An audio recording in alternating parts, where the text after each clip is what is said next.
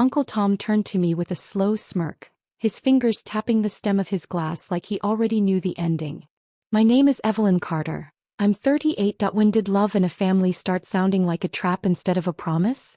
The room was dressed for celebration. Linen tablecloths, warm lights, the soft clink of cutlery pretending nothing was wrong. My sister had been mid-sentence, laughing about her diamond ring, when her voice cracked and vanished. It wasn't dramatic. It was worse. It was sudden, like a radio going dead. My mother froze with her fork halfway to her mouth. My father stiffened, leaned toward Uncle Tom and whispered something sharp and urgent. I didn't need to hear it. His jaw told me enough. So, how does it feel living in that $6.8 million house you just bought? Tom asked again, louder this time. Not curious. Enjoying it. The wine in my glass caught the light. Deep red. So, I lifted it and took a calm sip. The taste was dry, almost bitter. It reminded me of the smell of old paper and dust, like the back room where my parents used to keep things they didn't want to talk about. A chair scraped softly behind me. No one sat in it. Sounded like hesitation. My sister's hand drifted to her ring, twisting it once, twice. My mother's smile stayed on her face, brittle as glass. My father didn't look at me at all. In that quiet stretch of seconds, I understood something gently and completely. This wasn't a dinner. It was a reveal. And I had been invited so they could watch my face. I realized then that silence, when chosen, can be louder than truth. The silence stretched, thin as a wire pulled too tight.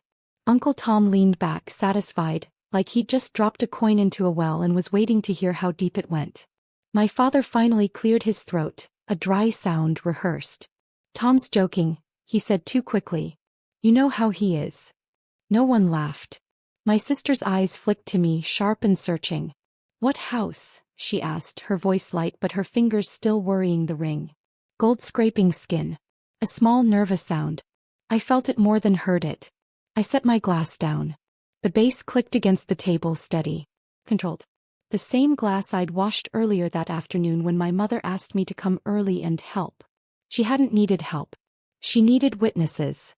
It's nothing, my mother said finally. She reached for the bread basket and missed it by an inch. Dinner's getting cold. The chandelier hummed faintly above us. Electricity. Pressure. Uncle Tom shrugged. I just assumed everyone knew. I mean, escrow doesn't lie. He smiled again, softer now, almost kind. That was the worst part. Good for you, Evie. Evie. The name they used when they wanted me small. My father's knee bounced under the table. He still wouldn't look at me. Not even now. Not after years of careful paperwork, of signatures slid across desks while I was told to trust family. I watched my reflection ripple in the wine glass. My face bent, distorted but calm. The glass didn't shake.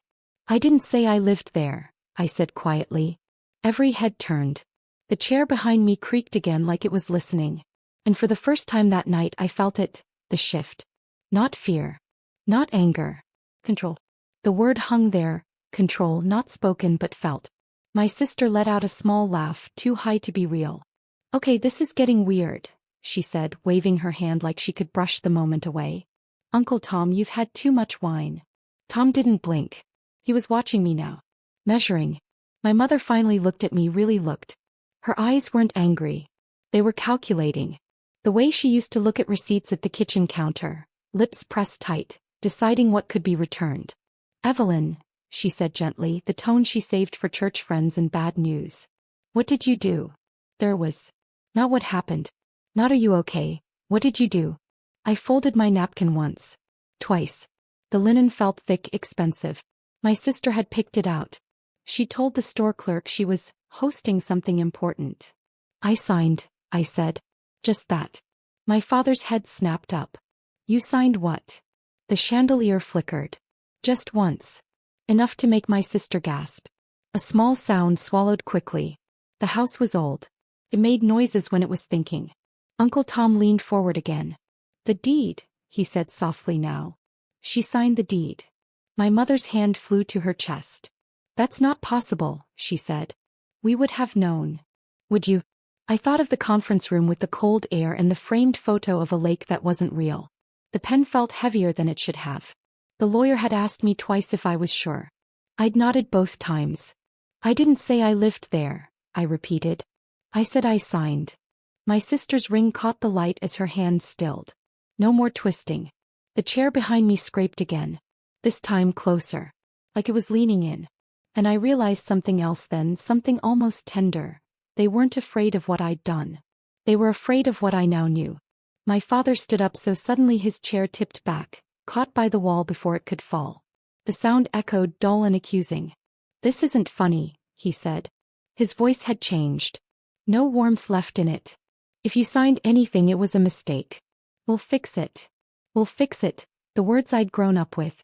The ones that always meant you'll bend. My mother reached for my hand. I let her touch me just for a second. Her palm was cold. "Sweetheart," she whispered, "you don't understand how complicated these things are." I looked down at our hands. Her nails were freshly done, pale pink. Mine were bare. I'd stopped polishing them the year I learned where the money was going. "I understand perfectly," I said. Uncle Tom exhaled through his nose, amused. "You should have told them, Evie. Secrets get expensive." My sister finally pushed back her chair. "This is about the trust, isn't it?" she said. Her voice shook but her chin lifted. "You're still mad about the trust." The room seemed to lean toward us. Even the walls felt closer. The trust. The word tasted old. Like something reheated too many times. I remembered being 25, standing in this same dining room, being told the paperwork was already decided. That it was fair. That my share would come later. Later never arrived. Bills did. "I wasn't mad," I said. "I was careful." My father slammed his palm on the table. Glasses rattled. The wine trembled but didn't spill. "You had no right," he said. "That house was meant for the family." I smiled then. Small. Polite. "It is," I said. "That's why it's safe." The chair behind me went still. Like it had heard enough. And in the quiet that followed I felt the first real crack. Thin, invisible but spreading, through everything they thought they owned. My sister's fingers tightened around her wine glass. The diamond in her ring caught the chandelier light and fractured it across the room, tiny harmless sparks. She didn't speak. She couldn't. Not yet. Uncle Tom, still leaning back, let out a quiet chuckle. "Evie," he said almost fondly, "you've been very patient." I felt the weight of that word, patient. The years of waiting, of nodding, of pretending ignorance. Of filing papers while they laughed about vacations they said I couldn't afford. My mother tried again. "Evelyn, this isn't how families handle these things." "We handle what?" I interrupted, my voice soft, controlled. "The truth? Or the illusion of control?" Her eyes flicked away. My father rubbed his forehead, jaw tight. He'd never liked losing, even to time, and now it was me. The room smelled faintly of roasted chicken and candle wax. My hands were warm around the glass but my pulse was steady. I let the silence stretch. Let it wait like a cat poised before a leap. "I'll explain," I said slowly. "If you listen carefully." I could feel the room lean closer with me, hanging on my calm. "Every signature, every check, every transfer. It's all legal. All accounted for. All permanent." My sister's eyes widened. I saw the first real flicker of fear there. My mother's lips pressed into a thin line. My father's fingers drummed the table, sharp, impatient. And then, almost gently, I added, "You spent years thinking I didn't see. But I did. I saw the smirks at every family dinner. The whispers when you thought I was gone. And now, the chair's mine." A surreal hush fell. Even the chandelier seemed to pause, flickering once, like the room held its breath. And I realized then, revenge wasn't loud. It was the quiet, perfectly timed shift that left everyone else unsteady. The room stayed silent long enough that I could hear the soft hum of the refrigerator in the corner. Almost peaceful if it weren't for the tension thickening the air. My sister's hand trembled as she set her glass down.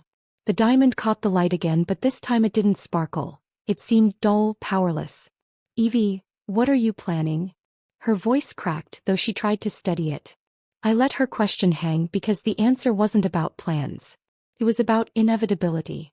Every small injustice she and my parents had stacked over the years was about to fold quietly, invisibly, like origami.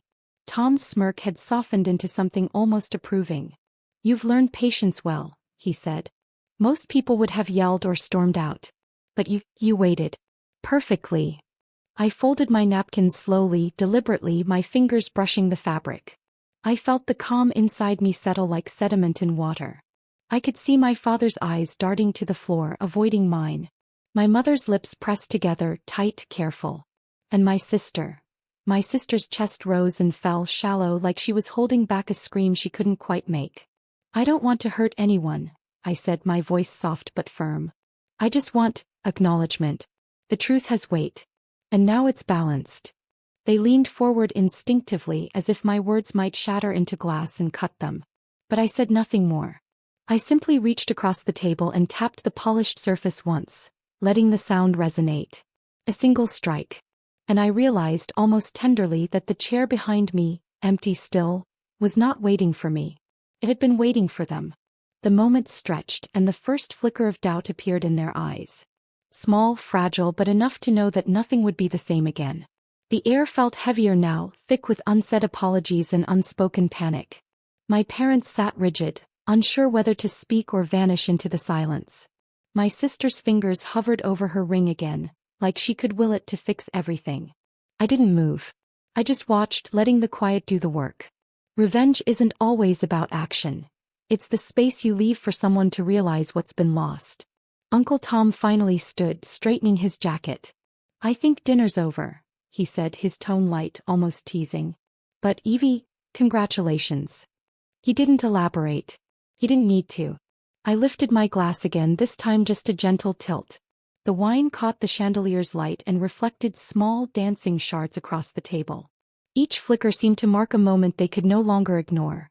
Years of lies, favoritism, dismissals. My father's jaw worked, but no words came. My mother's hand shook as it rested on the tablecloth. My sister's lips pressed tight, eyes brimming with unshed tears or anger. I couldn't tell which. I hope, I said softly, you see how easy it was to let life move quietly while still holding all the pieces. A subtle hush fell over the room. Even the ticking clock seemed to pause, waiting for someone to break. But no one did. And then, almost imperceptibly, I smiled. Not cruelly, not triumphantly, calmly. The way someone does after a storm when the clouds finally part. I knew they would talk about this night for years. They would debate what they could have done, what they missed. I didn't need to explain. They had learned the truth. The chair behind me remained empty. Waiting.